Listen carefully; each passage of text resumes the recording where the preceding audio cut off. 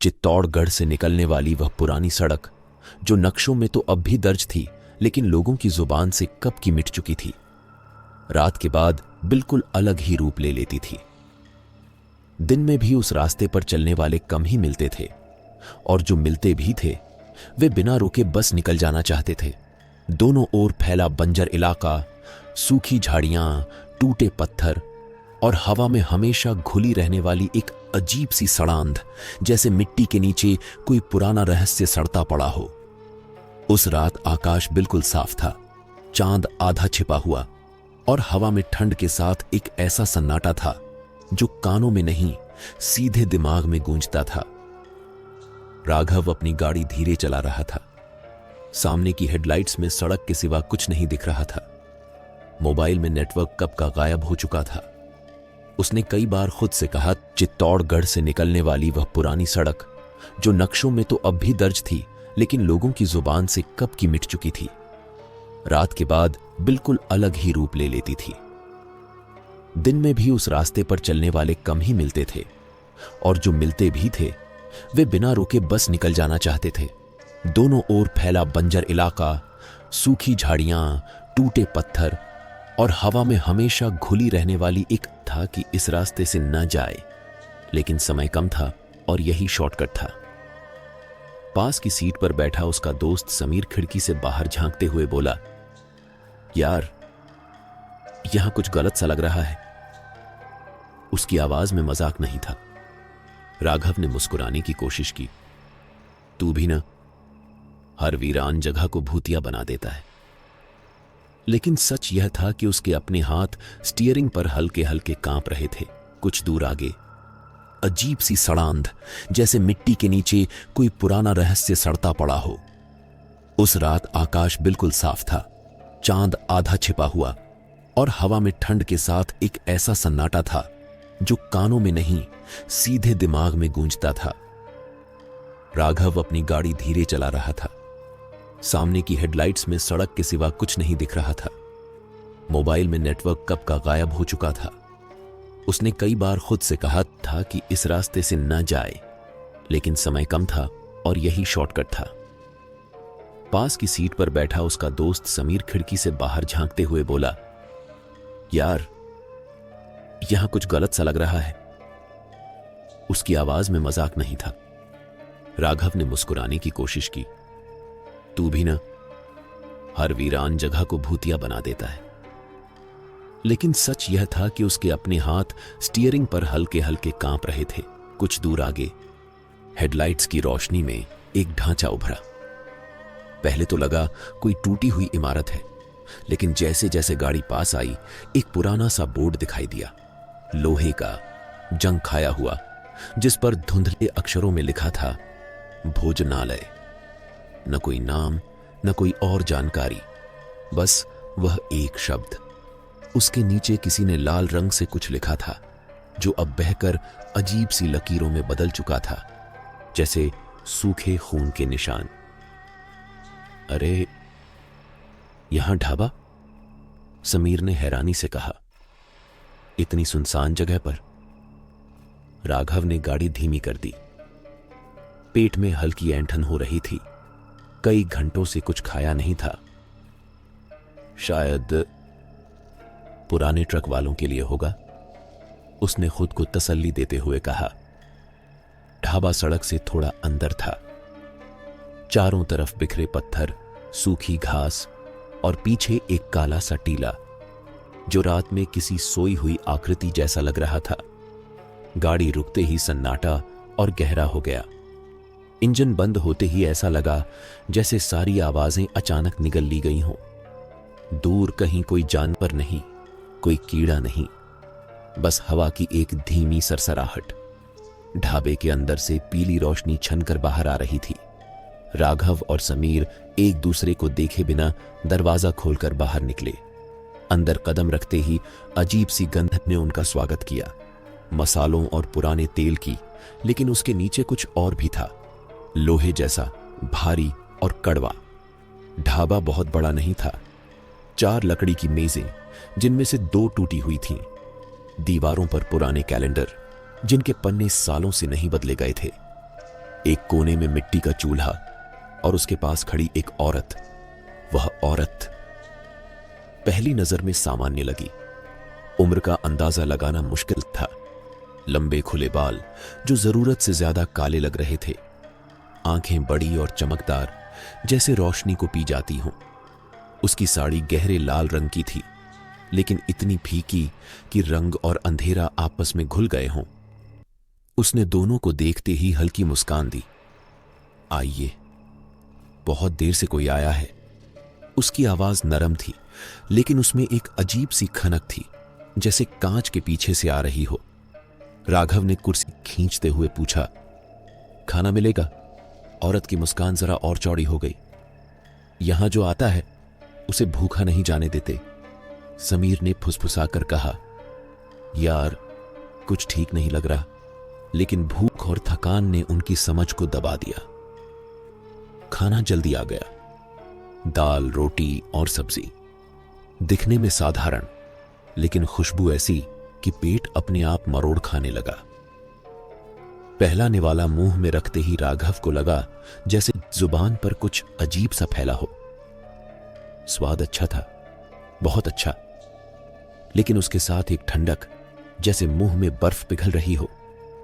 समीर ने भी खाया, लेकिन उसके चेहरे पर एक पल के लिए अजीब सा भाव आया, जैसे दर्द और सुख एक साथ टकरा गए हों। आप यहां अकेली रहती हैं? राघव ने यूं ही पूछा। औरत ने उनकी प्लेटों को देखते हुए कहा, अकेली? उसने हल्की हंसी हंसी। यह इलाका कभी खाली नहीं होता। उसकी आंखें एक पल के लिए राघव की आंखों में गड़ीं। उस नजर में कुछ ऐसा था कि राघव को लगा जैसे कोई उसकी सोच पढ़ रहा हो। उसने जल्दी से नजर हटा ली। खाना खत्म होते होते समीर को चक्कर सा आने लगा। उसने सिर पकड़ लिया। मुझे बाहर की हवा चाहिए। राघव भी अजीब भारीपन महसूस कर रहा था, जैसे शरीर धीरे धीरे सुन्न हो रहा हो। वे दोनों बाहर निकले। रात पहले से ज्यादा ठंडी लग रही थी। चांद बादलों के पीछे छिप चुका था। ढाबे के पीछे की तरफ से किसी के चलने की आवाज आई, धीमी, घिसटती हुई। समीर ने पीछे मुड़कर देखा और उसकी सांस अटक गई। अंधेरे में टीले के पास कुछ परछाइयां हिलती हुई दिखीं, इंसानी आकार की, लेकिन जमीन से चिपकी हुई, जैसे उनके पैर नहीं हो।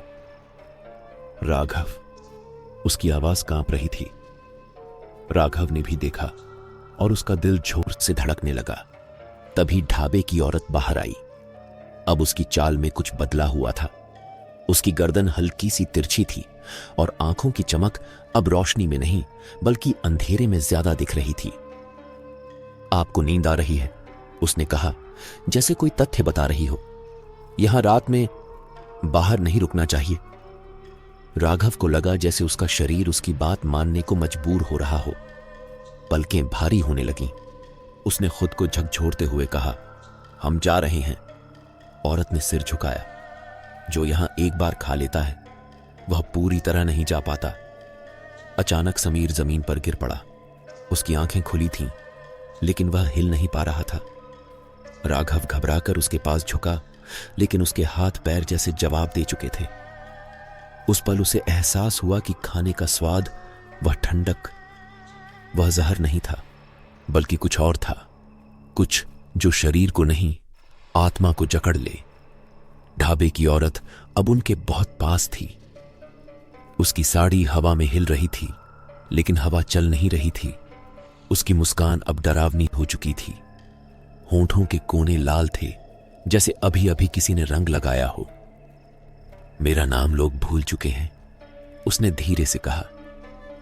कभी मुझे पिशाचिनी कहा जाता था। उस शब्द के साथ ही आसपास की परछाइयां और पास आ गईं। अब वे साफ दिख रही थीं। सूखे चेहरे, धंसी आंखें और मुंह खुले हुए, जैसे सदियों की भूख एक साथ बाहर आ रही हो। राघव को लगा जैसे उसका दिल फट जाएगा। वह चिल्लाना चाहता था, लेकिन आवाज गले में ही मर गई। पिशाचिनी ने राघव के चेहरे के पास झुककर सांस ली। उसकी सांस ठंडी थी और उसमें वही लोहे की गंध थी। इस बंजर जमीन ने मुझे बनाया, उसने फुसफुसाया। जो यहां भटकता है वह मेरी भूख बनता है। अचानक दूर से किसी वाहन के हॉर्न की आवाज आई। एक पल के लिए सब कुछ थम सा गया। पिशाचिनी की आंखों में गुस्सा चमका, परछाइयां पीछे हटने लगीं। राघव को मौका मिल गया। उसने पूरी ताकत से खुद को घसीटते हुए समीर को पकड़ लिया। शरीर मानो पत्थर बन चुका था, लेकिन डर ने आखिरी ताकत दे दी। हेडलाइट्स की रोशनी पास आती गई। शायद कोई ट्रक था। जैसे ही रोशनी ढाबे के पास पड़ी, सब कुछ बदल गया। परछाइयां मिट्टी में घुल गईं। पिशाचिनी पीछे मुड़ी और अंधेरे में समा गई, जैसे वह कभी थी ही नहीं। ढाबा अब एक जर्जर खंडहर जैसा लग रहा था, जहां न रोशनी थी न कोई औरत। राघव और समीर किसी तरह सड़क तक पहुंचे। ट्रक पास से गुजर गया, बिना रुके, लेकिन उसकी आवाज ने उन्हें जगा दिया था।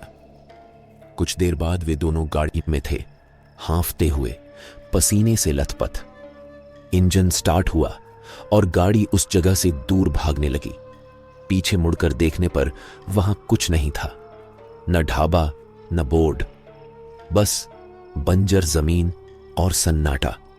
लेकिन राघव जानता था वह जगह खत्म नहीं हुई थी। वह बस फिर से इंतजार में चली गई थी और चित्तौड़गढ़ के उस बंजर इलाके में रात ढलते ही आज भी कहीं न कहीं एक भोजनालय जल उठता है, उन लोगों के लिए जो रास्ता भटक जाते हैं। गाड़ी सड़क पर भाग रही थी, लेकिन राघव को ऐसा लग रहा था जैसे सड़क ही पीछे खिसक रही हो। हेडलाइट्स के बाहर अंधेरा पहले से ज्यादा गाढ़ा था, मानो रात ने उन्हें निगलने के लिए मुंह खोल दिया हो। समीर बगल की सीट पर बेसुध पड़ा था। उसकी सांस चल रही थी, लेकिन हर सांस के साथ सीने से अजीब सी घरघराहट निकल रही थी, जैसे फेफड़ों के अंदर कुछ रेंग रहा हो। राघव ने कई बार उसका नाम पुकारा, कोई जवाब नहीं। उसकी उंगलियां स्टीयरिंग पर सफेद पड़ चुकी थीं। उसे बार बार यह एहसास हो रहा था कि गाड़ी आगे नहीं जा रही, बल्कि उसी बंजर इलाके में चक्कर काट रही है। बाहर वही सूखी झाड़ियां, वही टेढ़े पत्थर, वही अजीब आकृतियां जो हेडलाइट्स की रोशनी में एक पल को इंसान लगती और अगले पल गायब हो जाती। अचानक समीर ने झटके से आंखें खोलीं। उसकी आंखों की पुतलियां असामान्य रूप से फैली हुई थीं, पूरी काली। उसने राघव की तरफ देखा और बहुत धीमी आवाज में बोला, वो अभी भी हमारे साथ है। कौन? राघव की आवाज कांप गई। समीर के होंठ हिले, लेकिन शब्द उसके नहीं लगे। भूख खत्म नहीं होती।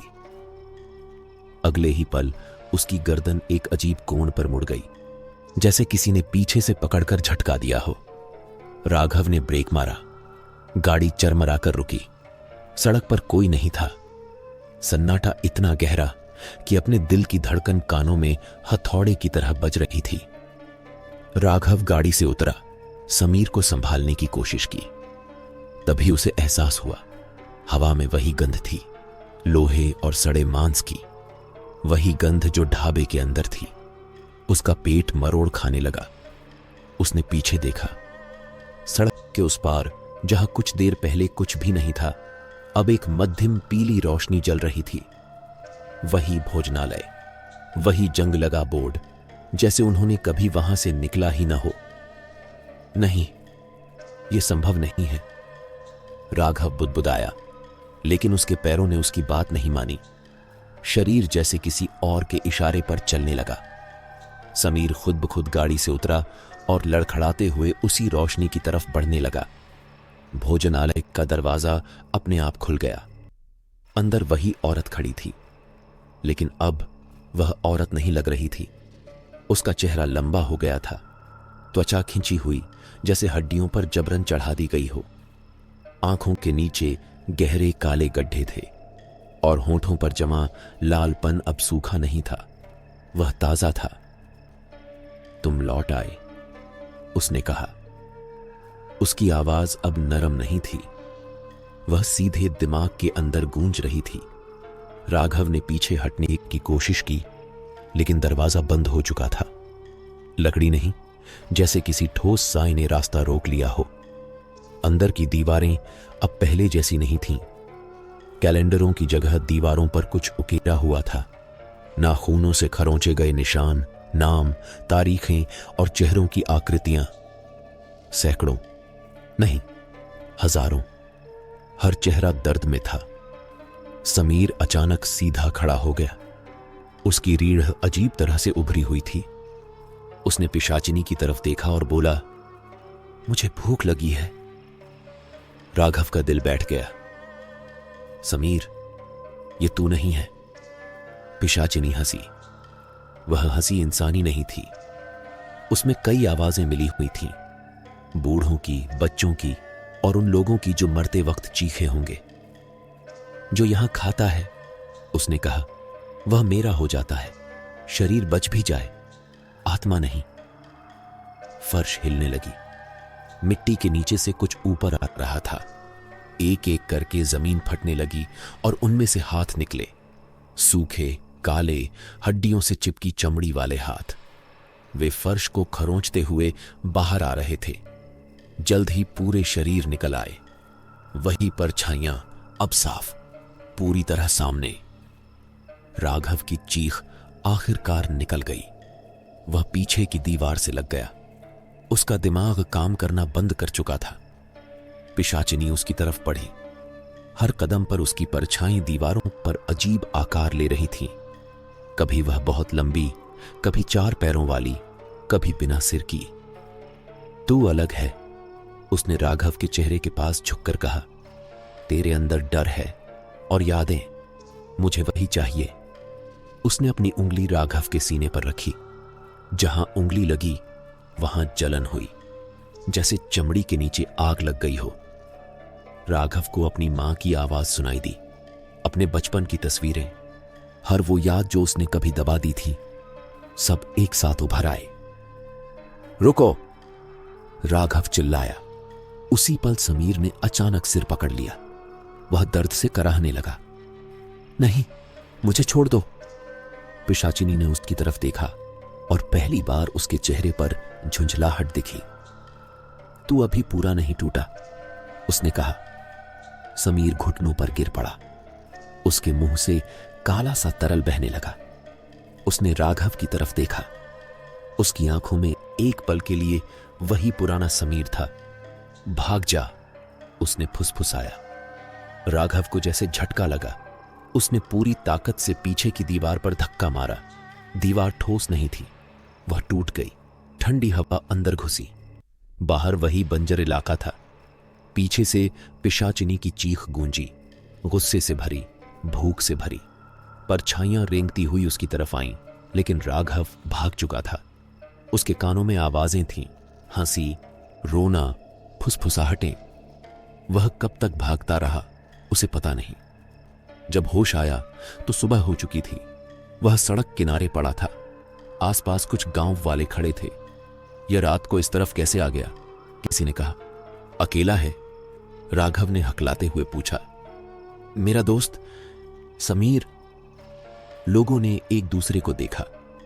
एक बूढ़ा आदमी बोला, यहां कोई ढाबा नहीं है बेटा, सालों पहले था। औरत चलाती थी, कहते हैं सूखे में लोगों को खिलाती थी। फिर लोग गायब होने लगे। एक रात गांव वालों ने उसे जला दिया। तब से उसकी आवाज धीमी हो गई।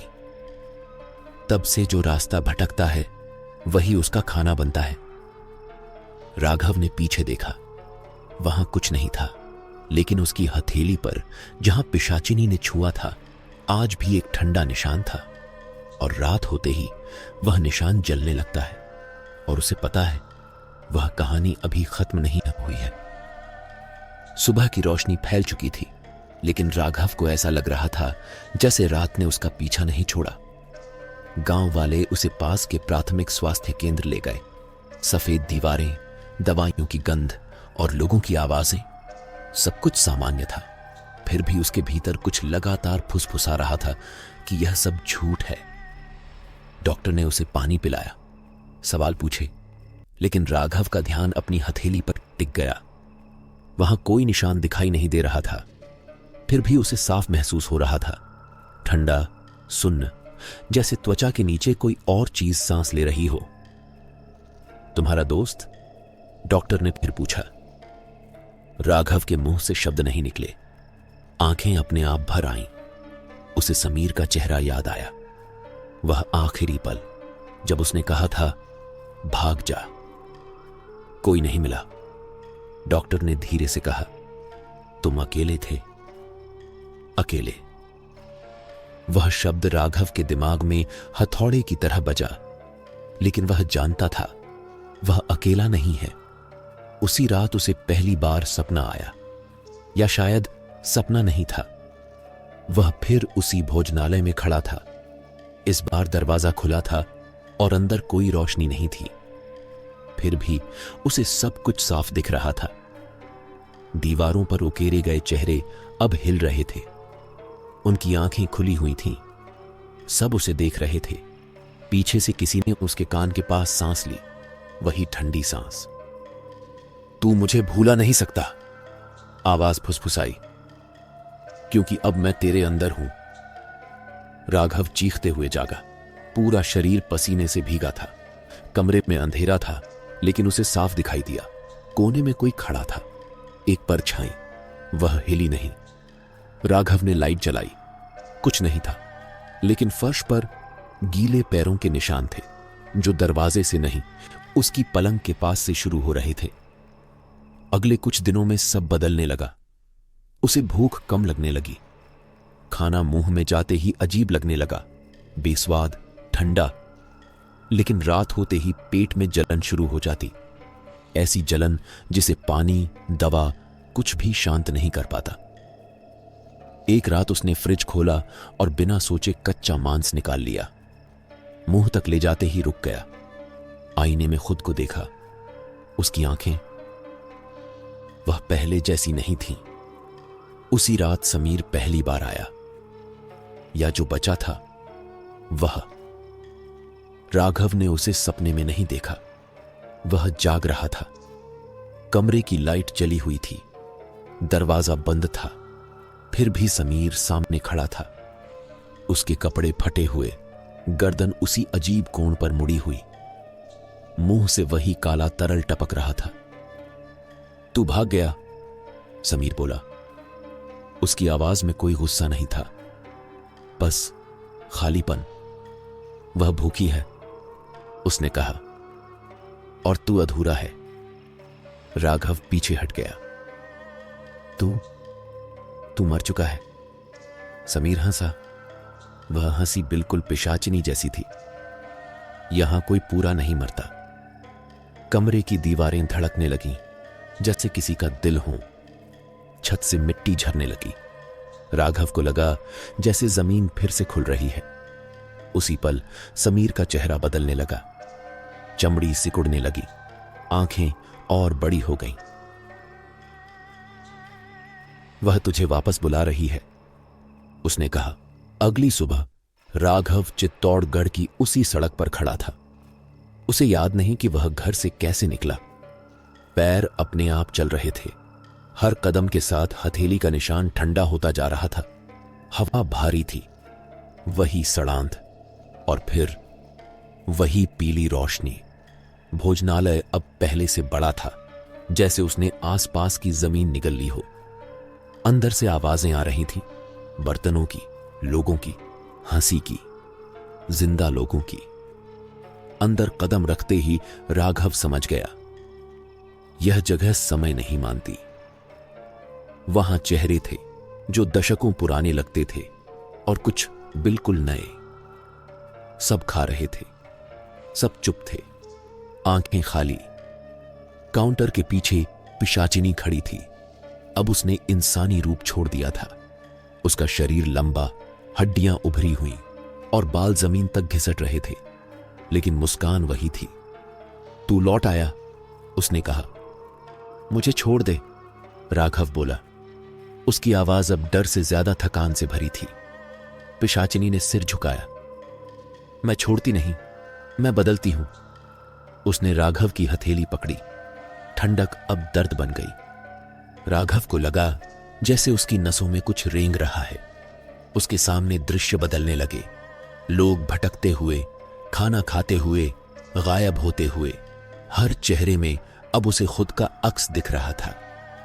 तू मेरा रास्ता बनेगा, पिशाचिनी ने कहा। मेरी भूख का दरवाजा। राघव चीखा और उसी चीख के साथ भोजनालय की लाइट बुझ गई।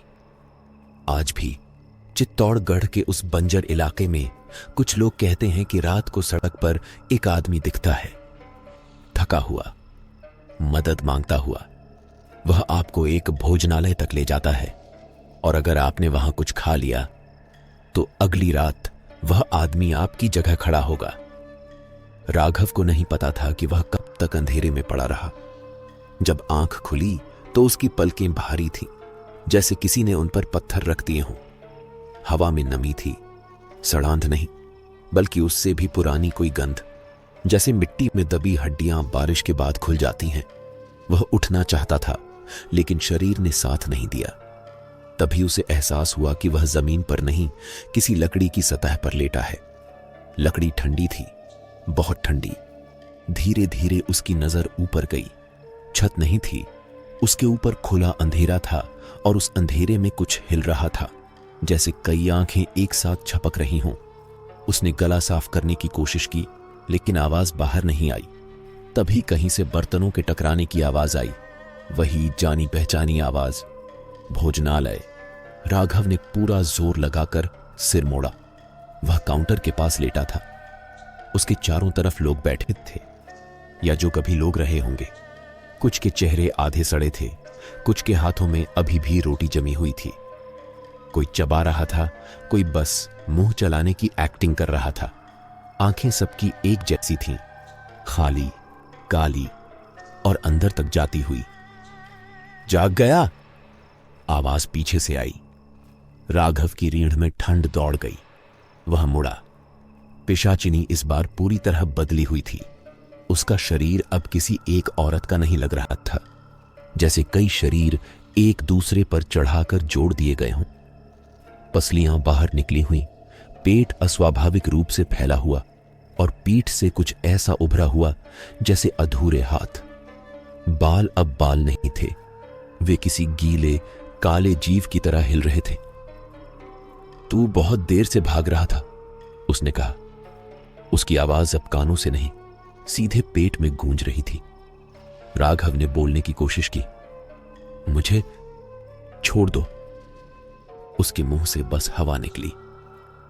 पिशाचिनी पास आई। उसके कदमों से जमीन नहीं हिली, बल्कि जमीन उसके लिए जगह बना रही थी। तू समझ नहीं रहा, उसने कहा।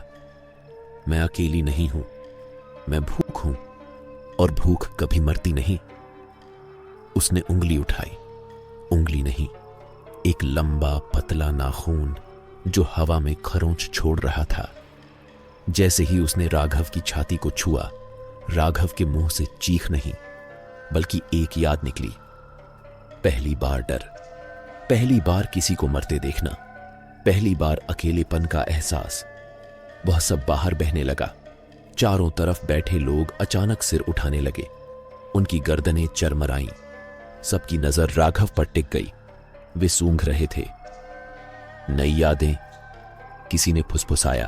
ताजी, गरम। राघव को लगा जैसे उसका दिमाग फट जाएगा। उसने आंखें बंद कीं। उसी अंधेरे में उसने समीर को देखा। इस बार वह डरावना नहीं था, वह वैसा ही था जैसा हमेशा था, थका हुआ लेकिन मुस्कुराता हुआ। अब मत भाग, समीर ने कहा। यह जगह रास्ता नहीं छोड़ती, यह रास्ता बनाती है। राघव ने अचानक महसूस किया, उसकी हथेली जल नहीं रही थी, वह ठंडी हो रही थी, सुन्न, जैसे वह हिस्सा अब उसका नहीं रहा। उसने हाथ उठाया। उसकी त्वचा का रंग बदल चुका था, नसें काली पड़ रही थीं। तू बदल रहा है, पिशाचिनी ने कहा, और उसकी आवाज में संतोष था।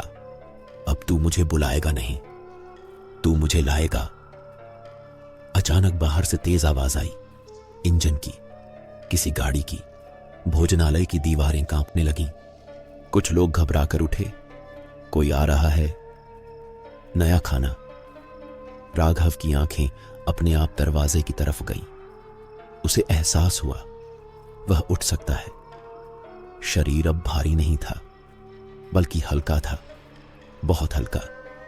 उसने खड़े होकर देखा। उसकी परछाई जमीन पर नहीं थी, वह दीवार पर चढ़ रही थी। पिशाचिनी ने उसे रास्ता दिया।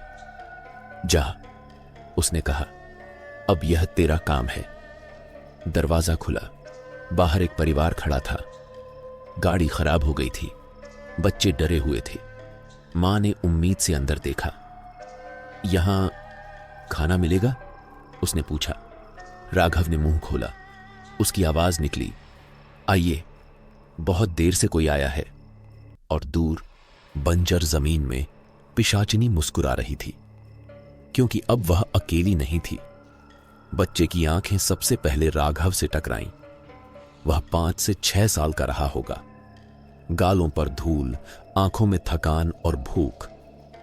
मां ने उसका हाथ कसकर पकड़ा हुआ था, जैसे डरती हो कि कहीं यह अंधेरा उसे निगल न ले। पिता गाड़ी की तरफ बार बार देख रहा था, मानो उम्मीद कर रहा हो कि इंजन अपने आप ठीक हो जाएगा। राघव की छाती में कुछ ऐंठा। यह दर्द नहीं था, यह याद थी। एक पल के लिए उसने खुद को देखा। वही उम्र, वही डर, वही उम्मीद कि कोई दरवाजा खुले और अंदर रोशनी हो। आइए, उसकी आवाज फिर निकली। इस बार वह उसकी अपनी नहीं लगी। वे अंदर आए। भोजनालय की रोशनी हल्की थी, लेकिन अब वह पीली नहीं थी। वह बीमार लग रही थी, जैसे बल्बों के भीतर कुछ सांस ले रहा हो। दीवारें गीली थीं।